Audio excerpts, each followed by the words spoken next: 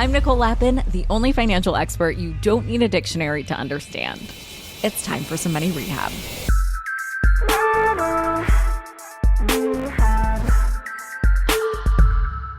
I have a problem with my business, and my problem is social media. I do not love it, and I don't understand how I am supposed to both run my business and find time to take super clicky, sticky, shareable videos. But today I'm getting advice from the pro, Gary Vaynerchuk. You know GaryVee, he really needs no introduction, but just to remind you of some of his accolades, he's the chairman of VaynerX, a collection of businesses that includes VaynerMedia, the creative agency that has worked with some of the biggest brands out there, Pepsi, Burger King, Zoom, TikTok, and many more. Gary also co-founded Vayner Sports, Resi, and Empathy Wines. He is also a 5-time New York Times bestselling author, and he is about to be a 6-time New York Times bestselling author because his newest book, Day Trading Attention, is so good, and it comes out May 21st. His book is all about helping people navigate the ever-evolving landscape of social media. It is such a helpful and powerful resource for brands and really anyone hoping to build a social following for business or for pleasure. He tells me which platform he's bullish on now, why you haven't missed TikTok, and how to get through social media anxiety. There were so many lessons that I had to split the episode into 2 parts. So stay tuned for the second episode where Gary talks about his relationship with money. We also play a game of Financial Never Have I Ever that I have to say really surprised me. And I have known Gary forever. But let's start with part 1.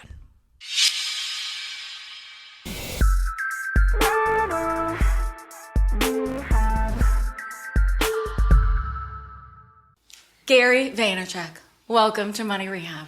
Thanks for having me. Have we known each other for 100,000 years? I was thinking about that the other day. I think it was South by Southwest 2006 or 7. You have amazing memory. We were on like a panel about the internet. Web 2.0. Like social media hadn't even been coined yet. That's actually not the first time we met. That's the first time we met in person, but we have an amazing research team, and I want to show you what we found. Oh my God, I'm excited. Okay. This was circa 2009. Love. It was the first time you were on CNN.com Oh live. my God, I remember this. Valentine's Day is just a few days away. Can you feel the love in the air? Well, if you can, you probably made some big plans with that special guy or that special girl of yours. Dinner, maybe some vino. Well, if wine is in the plans, but you're a little overwhelmed trying to pick the right perfect one for Valentine's Day, we brought in some help. The wine guy is back. Gary Vaynerchuk is here to steer us in the right direction. Gary, we are kind of cramming here. We only have a couple days left, so let's get to it because this is like a big wine test on Valentine's Day. This is like the Super Bowl of wine. It's huge. Yeah, so help us. Well, let's talk about one thing. I'm huge on bubbles this season, so definitely look for sparkling wines from Spain, Cava, C-A-V-A. I was just watching all the economic news. No reason to overpay for champagne. Look at Cava for $12 to $15 a bottle. A great, great play. Look at us.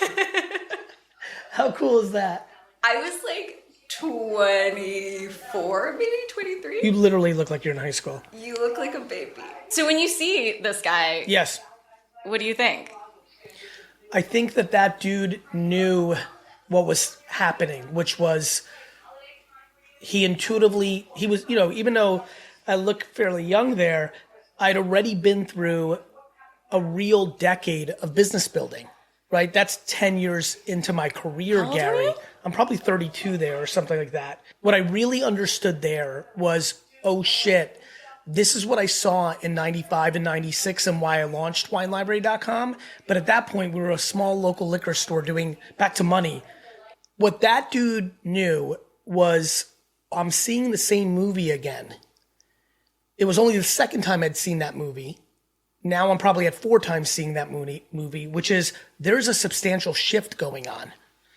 And holy crap, this is so cool that I'm doing CNN, but I have a feeling that this Twitter, YouTube, Vidler, all these things at the time, that this is going to become the thing. Tumblr. You were an investor, right? I was. And so that was a funny time for me because it was the first time I felt like I was sitting on information and I had a little bit that I could do with it in a way that I couldn't do anything the first time. The first time it was like, we were back to money. We were doing $3.8 million a year in revenue as a liquor store on 10% gross profit. So $380,000 before actual expenses of electricity, payroll. My father was living his American dream by paying to own his own property and building, like many immigrants. So that's what he was focused on, and that made sense. And coming to this country with $100, that is a massive accomplishment. I obviously was next gen and had a lot of big dreams. There, back to being an investor in Tumblr and Facebook and Twitter, was the first time I was able to take advantage from a money standpoint, back to the theme of this show, and knew that I was going to build a lot of personal brand. And I didn't know that that's what it was called back then. I just knew that I was going to be known in the wine business, in the wine world, in a way that I could have never dreamed of even 2-3 years earlier, because it's just not how the world worked. Now you're on your 7th business book, so 8 altogether. I called you when I was launching Rich Bitch. That was my first book 10 years ago. I didn't know what the fuck I was doing. And you were on, I don't know, number 3 at that point. And you said to me, you were so generous with your time. I came in New York, and you said, do podcasts. And at that time, I was like, okay. And I told my publishers, and they're like, where do you find podcasts? It was a different era. And here we are, like a podcast network later. And you were absolutely right. That was where the conversion was happening. You also told me to write a list of everybody I knew, go off the grid for 2 weeks, contact them. It is still advice I give to anyone who's selling books. If you're selling books, you've lived a life where you've done a lot of good things for a lot of people. And asking is okay as long as you don't judge them if they don't deliver. The reason people struggle with my advice in selling books is their feelings get hurt when someone doesn't buy a bunch when they know they've done great by them. I've had some I have one example that I will never forget to the day I die. And it does not bother me one bit, but I use it all the time, and I'll use it right now because it's an opportunity to teach people a lesson of what happens when you have expectations and how happy you can be if you don't. So you're right. When someone's selling a book, I really think it's a good idea to go off the grid for a week, which is nice. You get some rest before you go hard. It's a lot easier to just lay on the beach and go literally A through Z in your phone and your inbox and say, hey, this means something to me. I've gone really serious about this. I feel proud of it. It would mean the world to me if you can buy a bunch. One or a bunch. Or something else, right? Or be really specific, like, can you send out this tweet, whatever platform, maybe they have more people or... But it's funny. To your point, I believe that and I'm saying this out loud, so I expect friends to reach out to me in the future.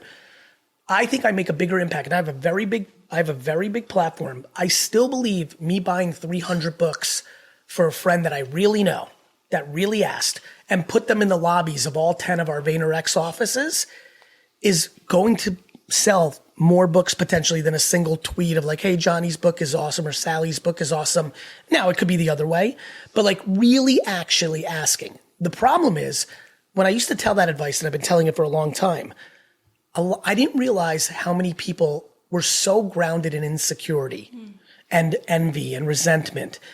Early on, the first 3 or 4 people that I told to do that, they would reach out to me and be like, this was horrible. I was like, what happened? They're like, well, I did get on the news, like it did work. But like now I'm really mad at Rick.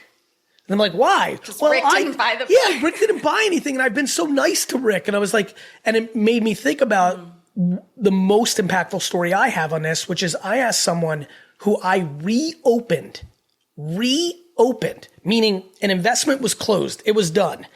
I went to bat for this person, to the founder, to reopen the round and let them put $50,000 in or 100, I don't remember, an investment. The company went on to have a massive exit. This person made heavy 8 figures. And when I went and asked for a book buy, they bought none and ghosted me. And I remember that being a really exciting moment for me because it was when I was able to call my bluff on myself. I genuinely mean what I'm about to say. I've continued to have a relationship with this person, like, later on. I genuinely don't judge the person because my brain goes to maybe they were busy. I asked 4 times. because I knew I made this person lots of money. I was like, this guy could buy 500 copies. Like I really knew. I'm so grateful and thankful for my parenting, my DNA, my circumstance. The fact that I have no real feelings against that. I just only know how to deploy optimistic compassion, right? Maybe he was in a bad place. Maybe, I don't know. Who am I to judge? And don't forget, here's the big key to this, Nicole, and I hope this lands for people. I was asking. When you ask, you're not allowed to judge. Like, don't look a gift horse in the mouth or whatever the saying is. I just believe there's something very powerful around expectation. If you're able to get into a place where you're just not expecting, you're only in control of yourself. You were pissed. Honestly, I'm being dead serious with you. When I realized, oh my God, this person's not going to buy it, I was in order, baffled because he just made tens of millions of dollars. B, I'm being just very vulnerable and transparent. Baffled. B, quickly to hope he's okay. To C, I really don't give a shit about this. This is epic. I actually eat my own dog food. I talk about no expectation. I literally know every detail about what's happening here. And I'm not that upset about it. Fuck it. Let's move on. It's kind of like real life jab, jab, jab. Is it jab, jab, jab? Three or four jabs? Jab, jab, jab, right hook. Ironically, because it's like give, and by the way, ask. Day Trading Attention was originally literally up until the final hour called Jab, Jab, Jab, Left Hook. It's literally the follow-up to that book. Part two, but it got so nerdy, and it's the most detailed marketing book I've put out that it just felt like it was different. It was more of what now I realize I've been doing for 20 years, which is day trading attention. And what does that mean? And first of all, I love the day trading part, obviously. Yes. I would love to know what long-term attention investing is, but explain to me what the concept of day trading attention. Well, listen to what just happened in the meta right before this part. You told the audience in our relationship through the years, I've had an ability to be like, I think this is happening. I think this is happening. And obviously you also know, because you've been in the game, there's many examples of that with me, whether it's YouTube or Twitter or TikTok or just a lot. It's been the story of my life. Day trading attention is the core asset in the world is attention. For governments, for parents, for businesses, for media companies, it's attention. And the history of the world, attention platform distribution evolves. So if you wanted to sell something way back when, you probably had to draw something in a cave and other cavemen walked by it and were like, I need that club, And then obviously newspaper and radio, right? I think a lot about that. I study newspaper and radio transition to television a lot and have a lot in the last 20 years. I think a lot about this classic political story where JFK loses the debate on radio to Nixon, but wins the debate on television, which was a new medium. He goes on to win the election. He was sweating. Correct. Nixon looked like crap. JFK was fucking a stud. A fucking stud. And so and then I was also born in the Soviet Union, so I'm growing up in the 80s during the Cold War, the end of it, and I'm thinking about propaganda, and I've always been fascinated by even weird things like coups d'etats, like when you're overthrowing a government, why they would always go to the newspaper and radio station at the same time they would go after the palace. Somewhere at a very young age, I understood communication mattered. So, and then obviously I was very affected by it. I had a small family liquor store business that I was coming into that I was very, very, very, and I mean very hyper-focused on building a very big business for my parents. And I was like, I'm going to do this for a while, and then I'll do my own thing. And I got very fortunate. The internet was just emerging. So all of a sudden, I launched WineLibrary.com in 1997. There's not a liquor store that has a website in America. There's literally 3 or 4 at the time. There was 3 or 4 of us. And I watched our family business go from a $3 to a $40 million business in a nanosecond, aka 5 years, with no money. I didn't raise VC. We didn't even have a credit line on the business. This was all using its own cash flow. And I did that through email marketing while every other wine store in the country was doing catalogs. So day trading attention. I was getting attention in 1997 and 98 and 99 from people that worked on Wall Street that were early to email, signing them up and sending them a daily email about Opus One and Chateau Lafite And I was outflanking the biggest stores in the country at the time, Zacky's and Sam's and K&L out here in California, these iconic wine stores that I looked up to as a teenager, that I would used to buy the New York Times when I was 15, the Wednesday dining in section, and look at their full page ads. One day I'm going to be like them. They're spending 4 to 6 months making catalogs, spending lots of money making the catalogs. So they were spending more money and they were slower than I was. I was spending no money on email or the distribution, and I was doing it daily. So I was getting to the customers, the biggest wine customers in the country, and selling them Insignia and Caymus and Silver Oak and Chateau Lafite. And then 2 months later, they would get a catalog for Morels or Sherry Lehman's with that same stuff for more expensive, and they'd already bought it from me. And so I was able to outflank the entire industry with a new medium, which was email, and having a website. And then later when we met, that was starting to happen because I saw this thing called YouTube, and a couple months after it came out, I started a wine show, right? And then obviously social. Well, you changed the name, right, of the store? Yes, the store was originally called Shoppers Discount Liquors, and then we rebranded it to Wine Library. And so I was very affected by day trading attention, which I define as right this second as we sit here, there is overpriced and underpriced ways to get attention. Right? Yeah. You could run a Super Bowl ad for this podcast. It would cost you $20 million between the media, the production. CBS would force you to buy other inventory in their ecosystem that is bullshit inventory. It might cost you more than that. So that would be a bad idea. Even though the Super Bowl is my favorite ad. So you say, though, in your book that it's still undervalued. I agree with that. With all those millions of dollars. I agree with and that. Remnant. I agree with ads that. You have to and buy. I think if you're Nike or Coca-Cola, then that is going to be a good idea because their marketing budgets are enormous. The only reason that's not a good idea for you is my intuition is you're not spending $20 million a year promoting this. Not yet. That's right. And so, but if you are spending $1,000 or $100,000 or $500,000, you want to spend it as wisely as possible, right? And so to me, right as we sit here and record today, the number one thing that has happened in marketing is that organic reach in social has changed in the last couple of years compared to what we grew up with. When we were growing up with social media, it was more like email marketing. You would get as many people to follow you as possible, and then when you would post, a percentage of them would see it. Today, one clip from this show has the ability to get 10 million views on TikTok, and another clip from this exact show might get 4,000. The creative is the distribution now with these algorithms. And that is a substantial, massive, massive land grab that I want people to know about. And there's a million others, whether it's influencer marketing or Hulu pre-roll. Something you should be doing is running ads of video of this on what is now modern television. You can buy Hulu ads now for if you have $100. And if you put that in front of other financial content, that's awareness, just like pre-roll YouTube has been established. So these are all the things running through my mind all the time. Hold onto your wallets. Money Rehab will be right back. And now for some more Money Rehab.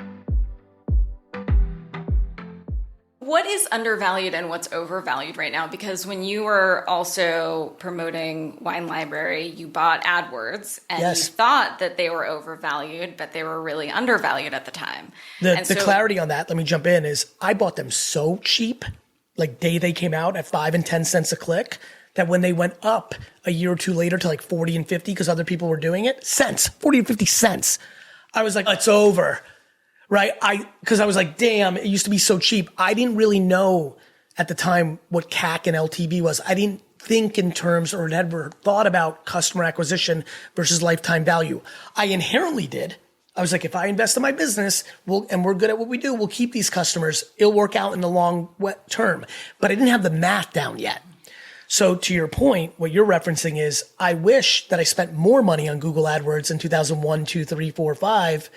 It was that I was so goddamn early that I got confused and tricked my own self that it was like, it's over now. Like I should have still been buying those things at 50 cents, $1, even $2 because they were worth it to the business. They were just $2. Like when you bought the word wine for 10 cents on Google and we're the first result, you can imagine when that word went to $16 a couple years later per click, you were like, fuck this shit. What I didn't know yet was it was still worth for my company to pay $16 because the client was worth more. Or that could go up to $100. Like, you don't know where you are. Correct. Chart. And so I think people think of TikTok right now and say, like, I've missed it. It's too late. Like, I can't put my stake in the ground anymore. In the same way as, like, you know, maybe you thought that you were at the peak of AdWords, but it was just in the middle. You don't know until you zoom out. Correct. And then there's a game of best.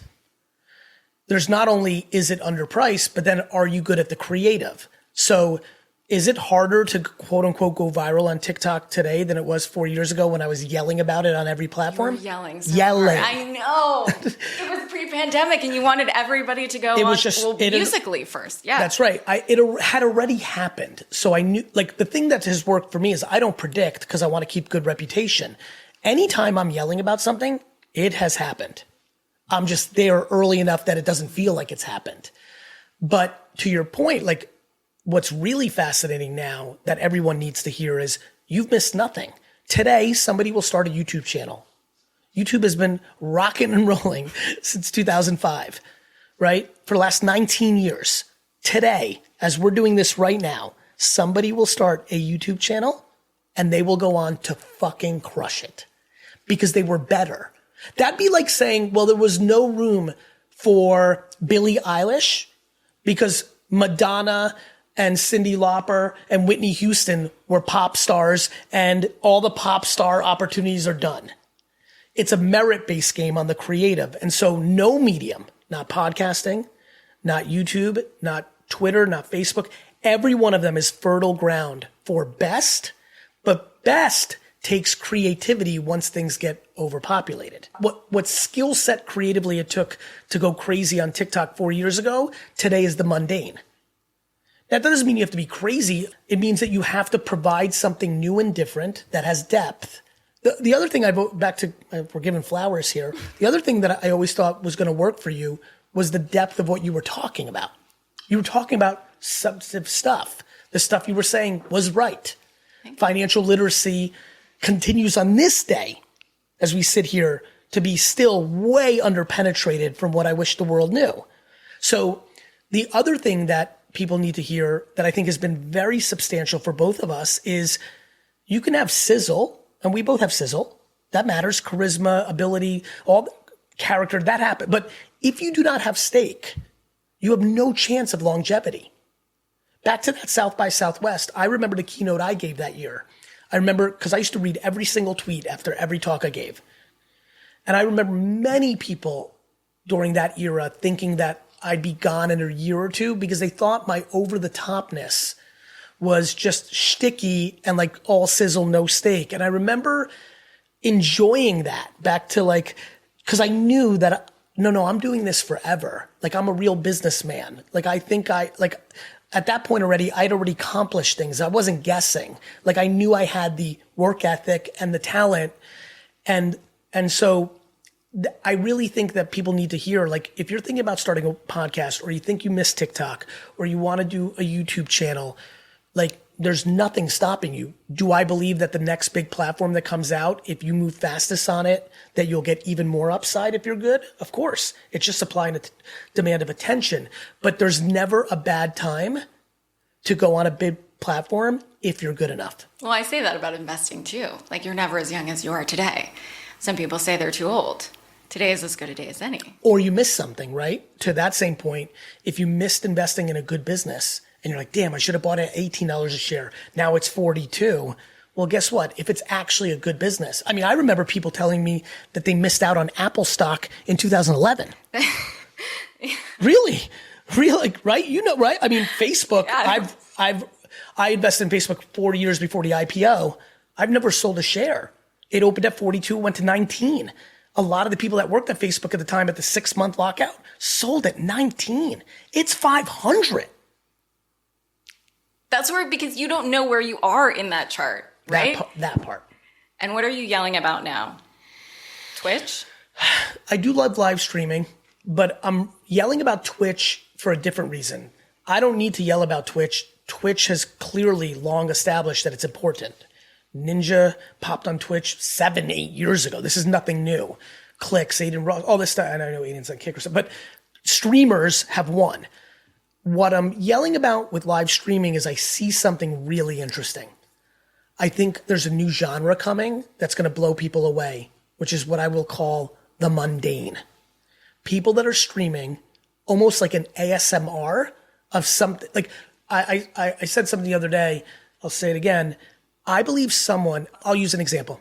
I believe in the next 10 years, there's currently a hairdresser in her little salon, 6 seats in a small town right now. She's got her nice business. She's a killer. I admire that entrepreneur a lot. The fact that she is maybe she's listening right now.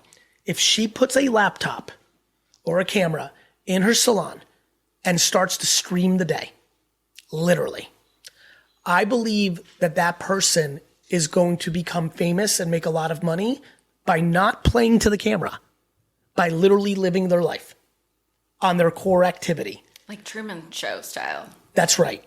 Now, I also used an analogy in a recent podcast that I'm really excited about. I believe a stay-at-home mom and dad is going to stream their 6 a.m. to 8:30 of cooking, cleaning up the kitchen, and getting the family ready for the day. That will be the stream, and that person will go on to make 7 figures. What I wrote about in Crush It, which has come to be true, I didn't call it influencers, that humans would be able to make money on what they were passionate about, I believe is about to happen with streaming. That I am encouraging people that are listening right now that if you can stream the mundane, I used another analogy. If you mow your massive lawn for 3 hours, there's going to be a big movement in the next 3 to 4 years where live streaming of what seemingly is not interesting. Because don't forget, you were there. You remember what everyone said about Twitter. Everyone was like, I'll never forget this. When I was yelling in 2006 and 7 about Twitter, and when we were at these kind of conferences, everyone was like, this is so stupid. Who gives a shit if you're having a pizza? Nobody cares that you're walking the dog. And I remember in a Q&A session at South by, somebody went really hard at me, said, this is actually idiotic. And she said, Gary, you seem like something was kind of like clever in how she posed it. You seem like a smart guy. Do you actually, who gives a shit about what you're having for dinner? And my answer was everyone. And I remember the oxygen coming out of the room. Like that moment, where you're just like a mic drop. And it was fun because half the room was couldn't comprehend what I was saying. And I just remember looking at certain eyes and energy, and obviously people I talked to after I got off stage. It clicked for a lot of people. My belief at the time was what has now transpired. It's how human communication works. And when somebody was listening right now, probably breathing to themselves while they're on the treadmill or driving, listening right now, or walking their dog and hearing me saying that I think somebody who owns a small salon will make millions of dollars through ad revenue, subscriptions, and merch, and books and speaking after she accomplishes what I'm saying, that someone's going to make millions of dollars a year only by live streaming what she's doing Monday through Sunday now, which is just running her business. I think people struggle with that leap, but it's fucking crystal clear to me. So how would you start doing that? There's only one issue at hand in this entire conversation, which is it okay for privacy of the other people that happen to cross paths with what you're doing? So if you're a person that works at home all day, a painter, if you fucking paint, put a fucking camera and go live and paint. Obviously for the salon woman, the thing that's a concern that everyone's going to have to figure out is, a salon is like a therapy session. So if she's streaming her day and a woman's coming in and she's doing what she normally does with a person who's been her hairstylist for 11 years, that's now her therapist. If she's now complaining about her husband to that person, obviously that's live on the internet. That could cause some, so a lot of people are listening. You're going to have to figure out the privacy thing. A lot of people are going to be fine with it. They'll adjust. They'll I can't talk about shit about my husband here because it's being filmed. Can we do a little game? I'm always up for a game. I'd love to do a bullish and bearish game. Bullish and bearish. Meta. Bullish. Reddit. Bullish. Alphabet. Bullish. Waymo. I'm not educated enough to give an answer on that, to be honest. NVIDIA. I feel like, again, not educated. It feels like I'm just not educated enough, but it definitely feels like it's so hyper big that I'm like, I feel like if I spend 10 hours educating myself, I'm like, oh, okay, this is not sustainable to be this crazy. Disney. Disney, very bullish. And I know Disney gets dragged into politics a little bit, but I think intellectual property is one of the most underrated businesses of the future of VR and everything. I don't think people understand how big owning IP is going to be. Tesla. Tesla, bullish. Microsoft. Very bullish. I've been very impressed with what they've done the last 5 years. Amazon. Very bullish. Zoom. Bullish. ByteDance. TikTok's parent company. Bullish. Even though it might be banned. A pimple in the ass of the overall thing. Not a company, but NFTs. Bullish, but I understand. So actually, this will be a good pause because I know that one probably caught people off guard given where the brand of NFTs are. Everything I just said bullish to is you've asked about very contemporary, front-facing, going forward businesses, right? Like some of those people may have changes. I was thinking very heavily when you said those companies, who's running them right now. So, but every one of those companies is on the right side of history right now. The world is only going more teched out advancement. It's not going backwards, right? So, you know, what's really fascinating about that is if you're a legacy media company, you can only win if you make very smart decisions, right? Liberty Media, buying Formula One. You need to make that kind of level of brilliant decisions to stay ahead of the curve because your business models are getting crushed, right? Being a cable network, tough business right now. No more free money from bundled subscriptions. So far the ones you've talked about are all going in the right direction. They may not have the same stock value. They may have bumps in the road. They may get lapped, but they're all right now heading that way. NFTs is different. The reason I said that I'm bullish on it is because NFTs have just gone through the recalibration of short-term greed, right? Just like internet stocks had to do that in the 90s. Late 90s internet stocks, pets.com was worth billions of dollars with zero sales. The market was right that the internet was going to be big. It was just everybody got ahead of their skis. The reason I said bullish on NFTs is I'm going to clip this in 20 years because there's going to be 5 to 10 NFT projects that are going to be the Jackson Pollock and Andy Warhol and Pokemon and Hello Kitty of this generation. I work every day feverishly to make sure VFriends is one of those things. I want it to be the Sesame Street meets Pokemon of this era. And I know right now, even though I don't know who she or he is, I don't know who they are, but I know for damn sure there are 2 artists right now making NFTs that in 20 years, everyone's going to collect and they're going to be the most sought after. What people got confused with NFTs, I don't know. And fuck, if I did, I promise you I'd be buying them. And you know what's cool about NFTs? It's on the blockchain. People would see that I'm buying them. So it's like a cool world. But I would say this, where everyone has NFTs wrong is the following. NFTs are stuffed animals. NFT projects are Beanie Babies. So NFTs is a macro genre. Mm-hmm. And so everybody got caught up in the up and the down. But at the height of NFTs, I was making content saying 99% of these are going to zero. And I did it because I wanted to be, again, historically correct. And I wanted people to hear what I was saying about why I'm bullish on NFTs. But do I think NFTs as collectibles, just like trading cards, 99% of trading cards are worthless. Michael Jordan's rookie card is worth hundreds and hundreds of thousands of dollars. 99% of trading cards are worthless, but Charizard, the best Pokemon from the first time, is worth tons of money. Sneakers. 99% of sneakers don't sell on StockX, but the 1%. Watches. 99% of watches are not worth something in secondary market, but 1% is. And art. 99% of art that's made is not Rasheed Johnson. It's not Jackson Pollock. It's not Monet.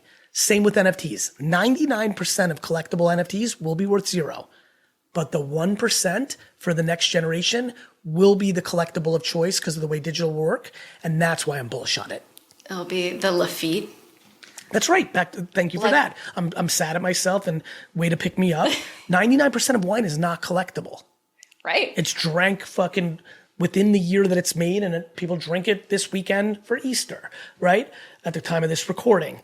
But 1% of wine is collectible, and that's where people got the NFT thing wrong. But it's really interesting what you asked. I love having a mix of bullish and bearish, but I struggle to not be excited about the companies that are at the forefront of technology. Most of the companies you just mentioned have such an obnoxious advantage on AI. And then I'm even scared a little bit back to government involvement because people are so scared of AI. A lot of these biggest tech companies might really get lucky where the government's going to pass certain laws around AI and they're going to be sitting there nice and pretty because they're going to be the ones that control it, not the open market. I'm concerned about that. Hold onto your wallets. Money Rehab will be right back. And now for some more Money Rehab. From a business owner's perspective, this is what I struggle with. And I remember being on CNBC, we'd have analysts come on who were always available to come on TV. And we were like, if you're always available to come on TV, like, what the fuck are you doing? Like, are you really a big fund manager? Because, like, how do you have time to leave whatever you're doing and come on TV? And I think about the same thing with social, because I'm running a business. And so I'm supposed to be on all the time. But, like, I'm knee deep running a business. And so how... Well, it's why I suck at streaming. Right now, my streaming, because I always want to, if I'm going to talk the way I'm talking right now, I need to taste. I'm not talking from thesis or hypothesis or professor land. I'm streaming my office right now. My problem is I'm in such operations mode between VFriends and VaynerX right now that my day-to-day is so goddamn boring. I'm literally sitting at my desk, literally doing 12 straight hours every minute on minute of meetings. I'm operating. And the entire stream is on mute because the meetings I'm having are sensitive information. And so I unmute for a second, be like, thanks for hanging out, guys. But like, so to answer your question, a couple things. One, there's ways to be clever. When I started realizing that I wanted to vlog and I was like, oh, Casey Neistat, that's so amazing. But I was like, I can't do that. So I took, and you probably remember this, I took a crazy step and hired D-Rock, right? And that became a term. Like, I need a D-Rock. Like, that was very early.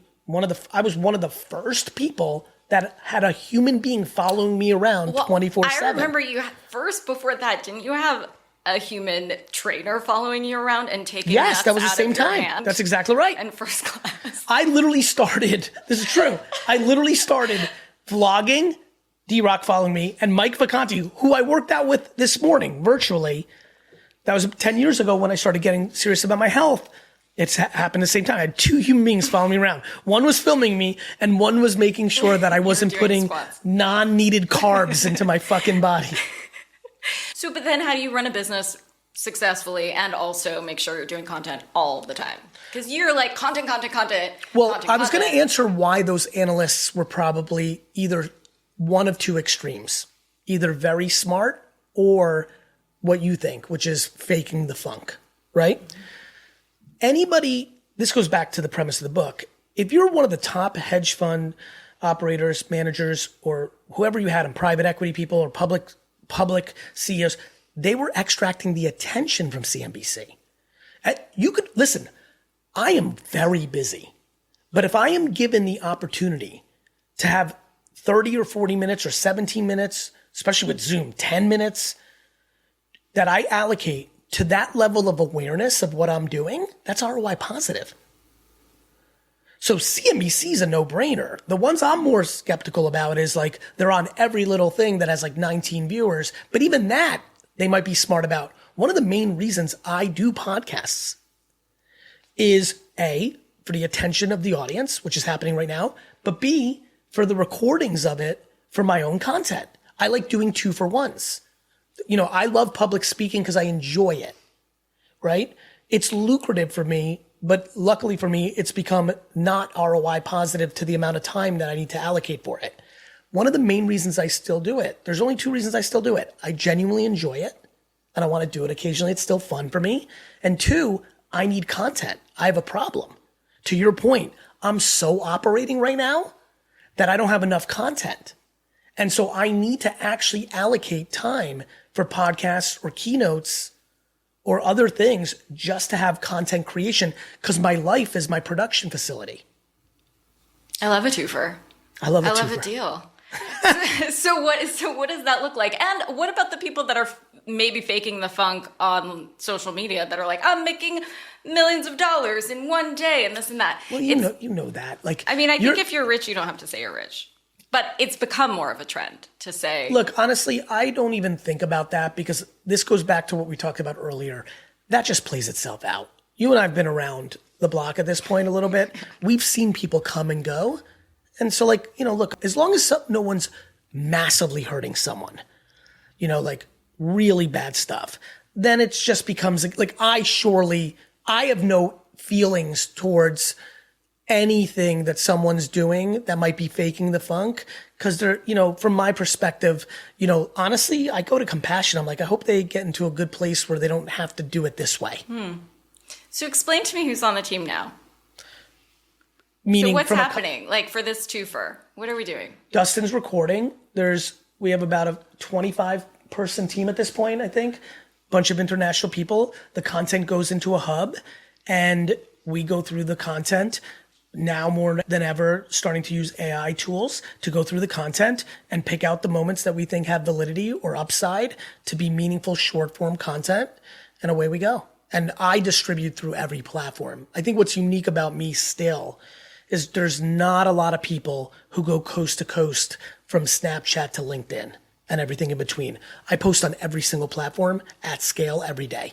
Facebook, LinkedIn, YouTube Shorts, TikTok, Instagram, all of them, Twitter, like all of them. And you have that distribution plan that goes out automatically. Somebody's doing it. What tools are you using? Is it on Asana? What kind of AI? Yes. Are we just switching from Asana? Yeah, I think so.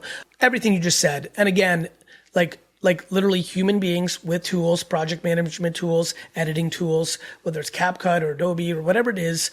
Honestly, I'm not even close enough to it anymore, because it's really, those things are agnostic. What the key is creating scenarios where you can capture content and then putting as much talent or science against the ability to extract those individual creative pieces. And then under what I wrote about in the book, this concept of what I call PAC, platforms and culture. Right? So one of the reasons I love, let's go very nerdy and deep into details. One of the reasons I love the this is something you could crush. I apologize. I'm not sure if you're doing this or not.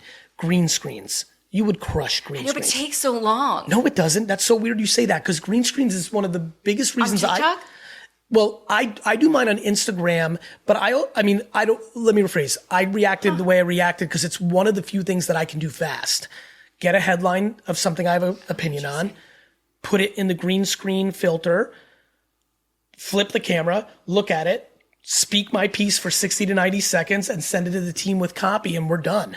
I see, but not like several cuts. Correct. The whole spiel. Correct. Got it. If you're talking about like the Alex or like that, no, not that. That takes a long time. That's different. That's I don't even know what the proper terminology for those stop cuts like that, which is amazing. I've actually been talking shit for 6 months with my team. I've been wanting to do a show like that with those hard cuts called Winding Down, where like I do my recap of the day while reviewing a bottle of wine. Perfect. Clever name, right? But to your point that it's hard, I've been talking shit. I'm like, I'm going to do it. And I never do it because it is, but especially for me after a 10, 11, 13 hour day to like then go and do another. That's how I feel. That's hard. Green screen is different. And for me, I actually use a lot of mainstream media headlines and talk over it. That's been huge. I was about to say why that's huge, because that hits on the C in PAC. PAC stands for platforms and culture. Culture is pop culture, and timely pop culture matters, right? And so if you can speak on social commentating on what's going on, and then if you understand platforms, is a carousel ad better than a Reels? Should you post in text? Should you do, Instagram over TikTok? Or the answer is always going to be both. But how does YouTube Shorts act differently than Facebook Reels? Like, there's a lot of science to this. And there's a lot of AI that's changing the game. Like, what are you guys using? Is it Opus or Minvo? Like, can you give us some nerdy blocking and tackling? You know what's funny? I don't think we've fully, like, we're just onboarding I'm thinking about editing tools. All the things you just brought up, or ChatGPT or things of that nature, are Midjourney and things of that nature. They're supporting tools for thinking. We haven't really fully, like, one of the big things I worried about, and the reason we have been slow to using all of them, was the terms of service. A lot of these AI companies were very spooky to me, because if we ingested our content, it wasn't clear if they could use it for the overall platform, which, as you can imagine, was something I needed to think through. By the way, on the record, it's not like I'm scared of that, because I think it's an inevitable outcome. I have unlimited content on the internet, so anyone can take it, ingest it into an AI tool and think like me or do me. I get all that. That doesn't scare me.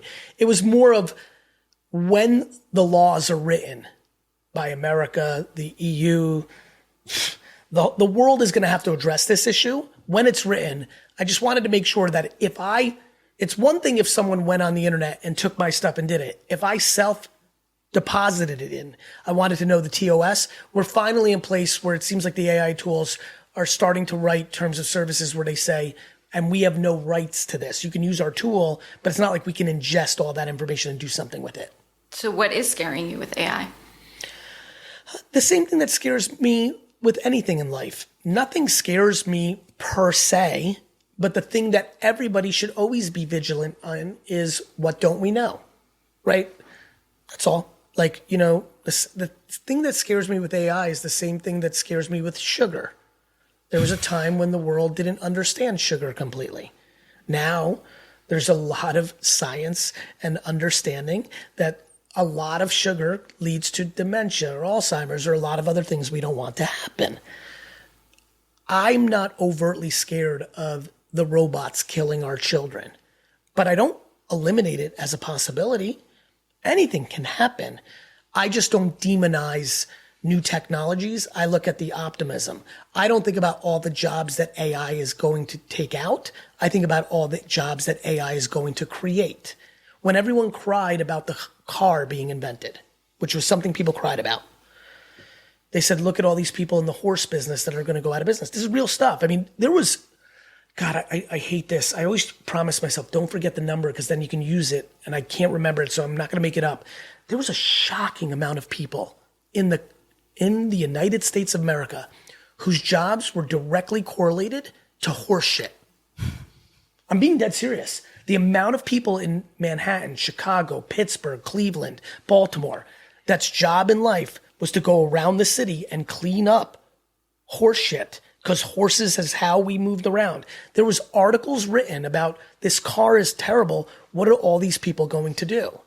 The tractor, when the tractor was invented, Nicole, the amount of people that worked on farms in this country and this world was insane. It put them all out of business.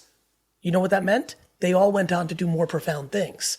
Everybody who's going to lose a job because of AI in the next decade, not maybe that exact person, because they may be in a life cycle where they can't, but that person represented as an 18-year-old is going to do a different job. For example, let me give you one that is going to be a massive job.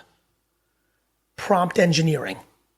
The ability to be good at asking AI questions is going to be a skill set. So for every kid that is going to be like, oh my God, I can't do Adobe design anymore, that's not a job, I remind that kid, first of all, I'm old enough to know when that wasn't a job either.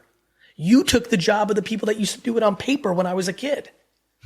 So I think people get caught up in these things without realizing how the world has worked forever. But how does that change, like with VaynerMedia, right? It becomes a potential vulnerability. So what's the balance between AI and people to manage this stuff? Or do brands even want to work with agencies? Do they? I don't know. But I'm not scared of that. I'll put myself out of business before I let someone else do it. Meaning, I will adjust to the reality of the game. By the way, I can't cry about that. We've built one of the largest global independent agencies in the world by making videos and pictures and marketing and social media, and we've taken that money directly out of the Don Drapers of the world. Every dollar that VaynerMedia has is a dollar that Wyden and Kennedy or Crispin Porter or Ogilvy or Leo Burnett or Share or Starcom had. So if I'm taking from someone else, I can't be a hypocrite if something's coming along that might take from me. This goes back to the earlier energy. I don't think that I am entitled to benefit from entrepreneurship. I think I need to respect entrepreneurship and be a good entrepreneur, and then I will reap the benefits of it. It's actually my biggest problem with fake entrepreneurs that make a lot of money and then go use their money in politics to try to change laws to keep their money. I don't respect it because I think that they're a loser. I think that they used to be a young lion, but now they're an old lion. And instead of being honorable like Obi-Wan Kenobi and just letting yourself get killed, they go try to fucking do politics and change the level of cynicism and judgment. And I don't have a lot of that in me, but there's something so romantic of pure entrepreneurship to me that I really get disappointed when I see people start from little or people that start with a base and build it big. And then when they're done being in the arena, because they don't have it anymore, they're tired. They didn't put in the energy that the young bucks are doing. They go try to change laws in America to benefit them. That's a fucking loser. I can promise you right now that will never be a chapter in my career. If AI is destined to come and kill me, I will Obi-Wan Kenobi that shit. I feel like you're never leaving the arena. There's no chance. And by the way, I think that's right, comma. If I wake up one day at 81 and I'm like, you know what? Fuck it. I'm leaving the arena. This now has my attention, or this will bring me greater joy. Then that's how I see it. Not let me go fucking be an old dude who's going to use all my power and money to like make it good for me to continue to make money when I don't deserve it. You don't see that with athletes. Wayne Gretzky's still not playing hockey, right? The merit of the game is respected, and too many people in modern capitalism, like, good, you've got more money because you figured it out. Like, the cynical, let me phrase, the counterpoint to what I'm saying, which I've heard from people that I've said this right to their fucking faces, no, that becomes the game. And I'm like, cool, if you think so. But that's bringing no value to anybody but you. Okay, so we're not going to see, like, Senator Vaynerchuk. You're not going to, no, that's different. That's being a politician. You probably won't see that either. But what you definitely won't see is a Vayner super PAC that bans AI because I'm scared that it's going to fuck up Vayner Media. That you will not see. How often are you on your phone? Like, how often are you actually checking social media? Where are your boundaries? Well, it's funny, like, things ebb and flow. Because I'm so office-based and, like, very meetings-based right now, I'm not on my phone a lot, believe it or not, because I'm so in meetings. I literally, Nicole, like, my normal Monday through Friday is something like 8 a.m. to 9 a.m., somewhere in that range, to minimally 7 p.m., straight booked in meetings every minute. And then I have dinner meetings, right? And so, like, it's hard for me to get a lot of phone time in on that. But when I'm traveling, like, definitely more, but I'm checking social media for the piece, what I talked about in the book, PCSing, post-creative strategy. I'm looking for sentiment I read the comments to the content I put out to help me inform what I'm going to put out next, or where's their value, or what didn't I see that people like, or, so I am spending time on it, but less right now. I'm really in meeting life. You talk a lot about your parents, you talk about your grandma. You don't talk a lot about your kids. No. You're a great dad, like I know in real life. But why is that? I think too many parents are putting their kids on blast without their kids wanting it. I'm a very well-known person at this point in my life. I don't want to force my kids into notoriety if they don't want it. Period. Some people think like, oh, I have to be so authentic and transparent and show all the things. Like, you don't show all the things. I don't show shit. I think that's unfair to children. Now, I jumped in real hard here. I do not judge others.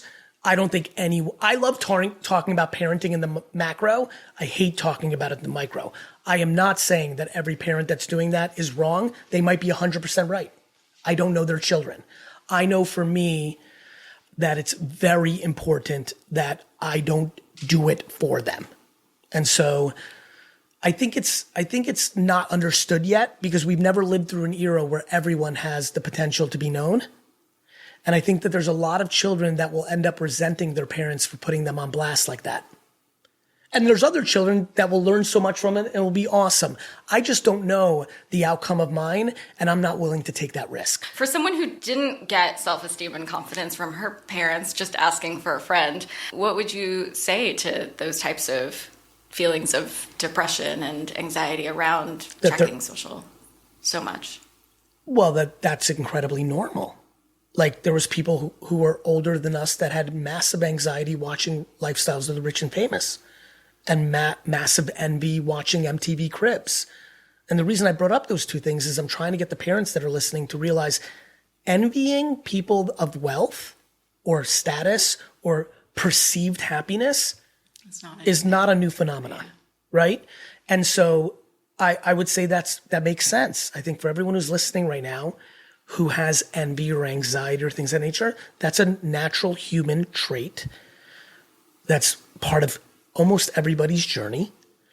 And as someone who has the reverse, which is why I have such admiration for my parents and my circumstances, I would tell you that the quicker you get into a place of just loving yourself regardless is how fast you're going to start being okay with it. And here's what I mean by that. I think the biggest issue in the world right now is that we put people on a pedestal that we don't know. And I'm one of those people. I get my emails and my DMs, and I'm very grateful. I'm flattered. But what I want to remind everybody, from me for damn sure, and anyone you could be thinking, I actually want everyone to, I don't know if I want you to close your eyes, but I'd like for everyone to really think about this. I mean, like in the room, I want you to think about who you admire that you don't know, right? Like real talk, Rihanna, LeBron, I don't know, right? Okay, let's do a dramatic pause for a second. Think about the person. Good. Do you know how many things they suck at?